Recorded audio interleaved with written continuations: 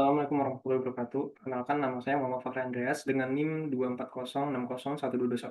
240601214004042. Di sini saya ingin mempresentasikan tentang hasil, pengujian pada perangkat lunak KV-POS, dalam rangka mengerjakan tugas UAS dari mata kuliah uji perangkat lunak. Saya dari kelompok 7 dengan beberapa teman-teman saya, itu Muhammad Lufan Azwardi, Muhammad Dafa Ardana, dan Muhammad Irfan Mursyid.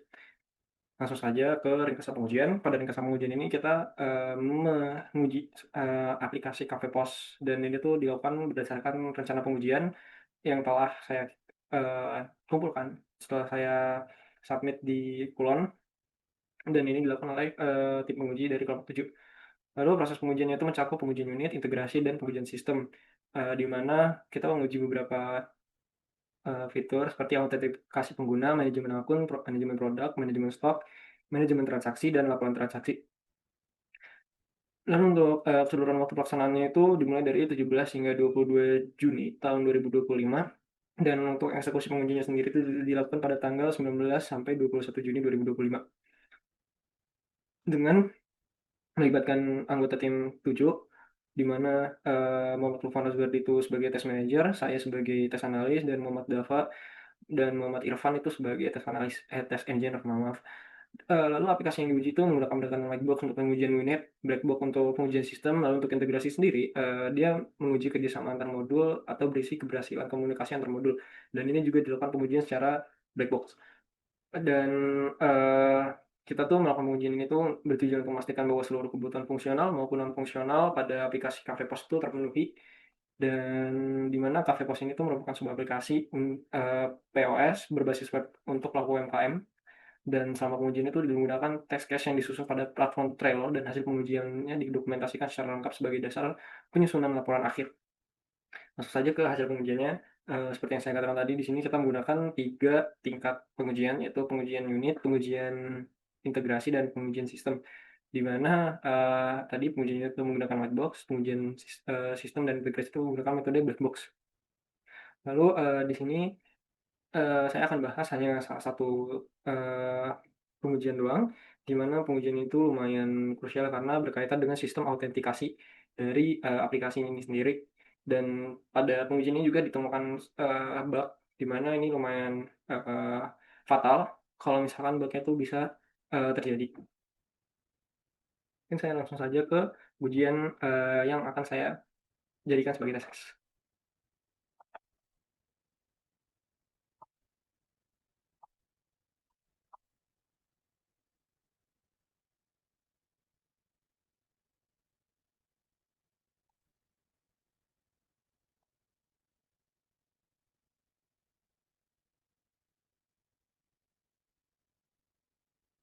Oke, di sini eh, salah satu pengujian yang ingin saya uji di sini adalah atau yang ingin saya eh, berikan pada video kali ini itu membuat akun kasir dengan maaf, membuat eh, akun kasir tanpa mengisi username dan password atau bisa dibilang akun pada kasir tersebut kosong, namun berhasil dibuat di mana seharusnya ini tidak diperbolehkan atau harusnya hasilnya ditolak. Mungkin saya langsung aja demonstrasikan tahap pengujiannya dengan menggunakan metode black box. Di sini eh, kita akan mengakses halaman data kasir menggunakan akun admin, lalu kita tidak akan mengisi kolom username atau isi kolom username dengan password tuh, tapi passwordnya kosong dengan username yang kosong juga. Lalu klik tombol simpan dan observasi dari respon sistemnya. Saya login saja.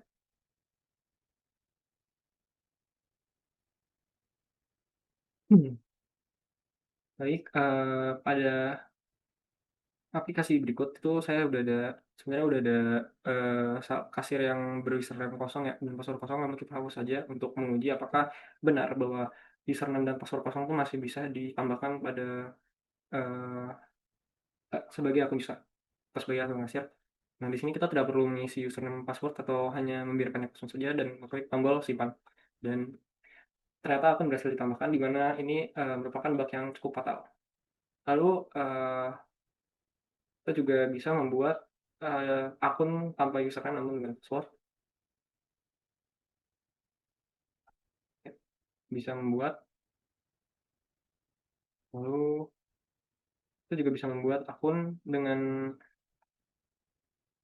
username, namun password-nya kita kosongkan. Ya, di sini kita bisa buat.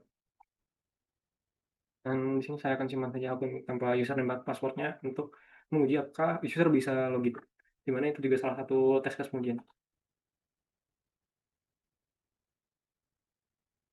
Baik, mungkin saya coba uji pada akun dengan username kosong dan password kosong. Bisa login dan ternyata bisa, di mana akun bekerja bekerja dengan baik, dan kita juga bisa melihat data data dari transaksinya. Lalu untuk akun tanpa username, tanpa password, mohon maaf, itu juga bisa login, dan ya, akun ini juga bekerja dengan baik. Dimana pada laporan pengujian ini tuh merupakan pengujian pada sistem autentikasi dan add user dari admin. Ya, di sini pada DUPLS 13 dan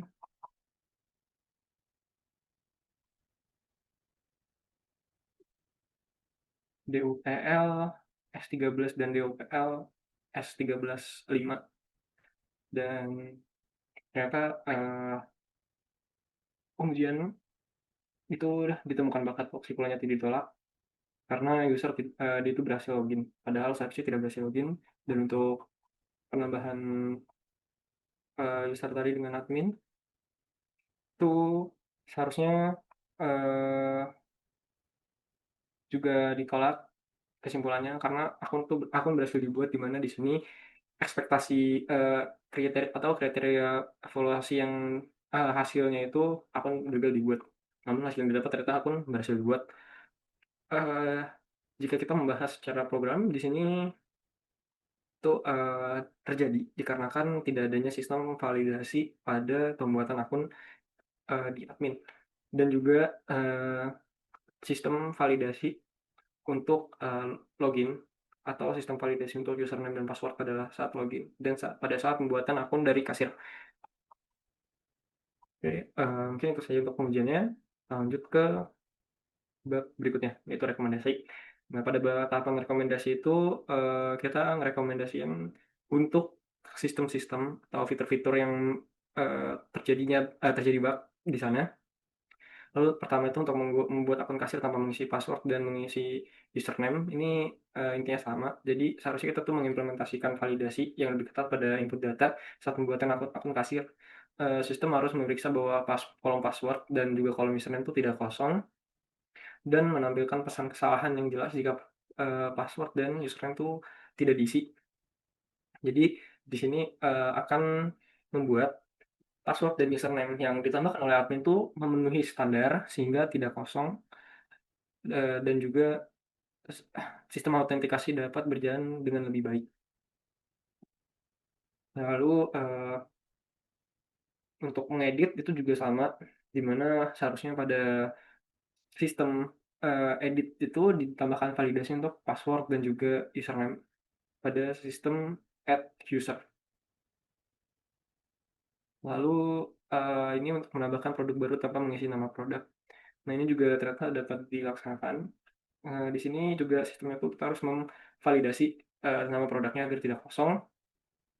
Lalu tanpa mengisi harga juga ternyata kita perlu validasi, sehingga form pada pengisian add produk baru itu tetap harus terisi.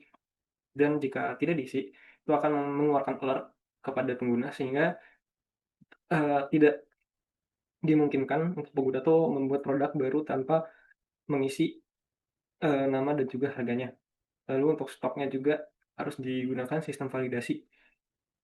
Lalu mengisi harga minus. Nah, di sini kita juga harus memvalidasi harga produk dan menolak nilai negatif, di mana di sini ya, sehingga saat mengisi produk dengan harga minus, user atau admin itu akan terkena alert sehingga produk itu tidak mungkin berharga minus. Atau kita juga bisa memberikan pengisian otomatis pada form stok produknya itu agar saat mengisi minus itu akan otomatis terisi nol, sehingga tidak memungkinkan untuk mengisi angka minus.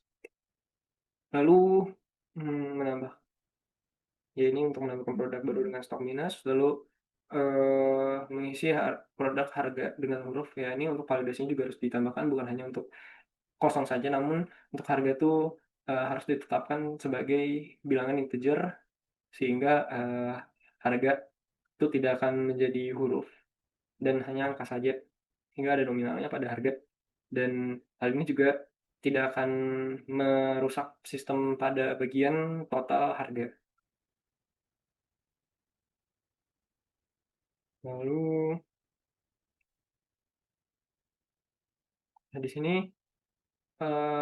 jika produk habis, itu menyembunyikan tombol F jika produk habis. Jadi kita rekomendasinya itu pastikan bahwa tombol F untuk produk dengan stok kosong disembunyikan secara otomatis atau tombol tersebut di-disable agar tidak dapat diklik sebagai alternatif. Kita juga bisa mengambilkan pesan stok habis pada tombol atau produk yang habis. Lalu login dengan username kosong, ini kita juga harus menambahkan validasinya pada API, autentikasinya, dan ya itu saja untuk rekomendasi pada bug-bug yang terjadi dari kelompok kami, kelompok 7. Lalu pelajaran yang dapat dipetik, jadi dari proses pengujian yang telah dilakukan itu kita mendapatkan beberapa pelajaran penting yang dapat diambil dari sisi teknik maupun manajerial. Pertama itu penting bahwa memastikan setiap fitur yang diuji itu selalu mematuhi aturan validasi input. Salah satu temuan utama adalah banyak input yang diterima oleh sistem, meskipun data yang dimasukkan tidak valid, itu masih dapat masuk kepada database-nya atau dapat lewat begitu saja, sehingga itu akan menyebabkan beberapa kerusakan pada sistem. Seperti dalam kasus pembuatan akun itu dapat mengisi username atau password kosong, atau pada harga stok itu dapat mengisi dengan huruf, di mana seperti yang kita tahu huruf itu tidak dapat dijumlahkan, sehingga pasti akan mempengaruhi pada sistem eh, total dari produk atau stoknya akan rusak. Lalu pengujian itu menunjukkan adanya beberapa kegagalan dalam menangani kondisi-kondisi edge seperti transaksi dengan keranjang kosong atau produk yang stoknya habis. Ini menjadi perhatian karena fitur-fitur ini berhubungan langsung dengan pengalaman pengguna dan kestabilan sistem. Oleh karena itu, perlu dilakukan penguatan logika pada bagian tersebut untuk menangani kesalahan dengan lebih elegan, seperti memberikan notifikasi yang lebih jelas atau mencegah aksi yang tidak valid, seperti menghilangkan fungsi tombol atau mendisable tombol tersebut. Lalu dari sisi pengelolaan tim, pengujian ini juga mengungkap pentingnya koordinasi antara pengujian unit, pengujian integrasi, dan pengujian sistem. Dan keberhasilan komunikasi itu antar modul itu dapat ditemukan pada integrasi antar komponen. Nah, ini tuh perlu diperhatikan agar pengujiannya tuh lebih efektif dan menyeluruh. Secara keseluruhan, meskipun banyak fitur yang berfungsi dengan baik, namun terdapat beberapa fitur yang perlu diperbaiki dalam contoh validasi dan penanganan kondisi yang tidak terduga. Lalu di masa mendatang, siklus pengujian selanjutnya harus lebih fokus pada penguatan validasi dan penanganan input, serta pengujian lebih mendalam pada integrasi antar fitur, terutama yang terkait dengan transaksi dan pengolahan data produk. Baik, mungkin itu saja untuk presentasi pada hasil pengujian dari saya, Muhammad Andreas, dan pengujian ini dilakukan oleh kelompok 7. Sebelum saya akhiri, saya ingin berterima kasih kepada dosen dari mata kuliah uji perangkat lunak, Pak D. Setia, karena telah membimbing selama eh, mata kuliah pada saat kuliah, dan juga memberikan eh, kesempatan saya untuk menghadiri atau menambah ilmu pada dalam lingkup uji perangkat lunak. Dan juga untuk laporan ini, saya juga ingin berterima kasih kepada Tuhan Yang Maha Esa, karena tanpa izin darinya tidak mungkin kami dapat menyelesaikan pengujian pada Cafe Pos. Dan juga mungkin saya akhiri, mohon maaf jika ada salah. Wabillahi taufiq wal hidayah. Wassalamualaikum warahmatullahi wabarakatuh.